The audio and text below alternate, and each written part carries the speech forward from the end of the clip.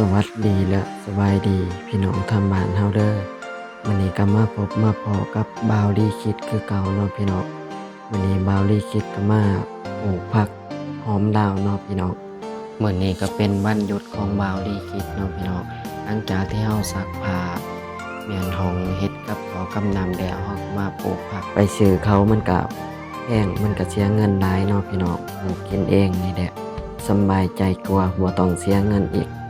คำว่าปลูกผักกับบางผลปลูกคนกับบางผลประโยชน์เนาะพี่น้องเวลาอย่าสิให้เสียไปละพี่น้องเอาเวลานั้นมา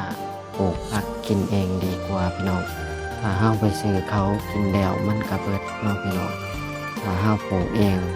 กินแล้วเฮาก็ยังสามารถไปเก็บมากินใหม่ได้อีกพี่น้องเอ้ยเอาเงินที่ว่าไปซื้อผักนั้นเก็บออมไว้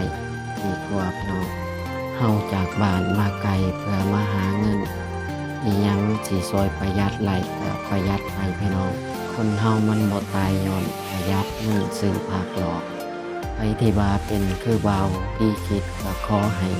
สู้ๆเด้อเพื่อวันข้างหน้าของครอบครัวเฮาสู้ๆพี่น้อง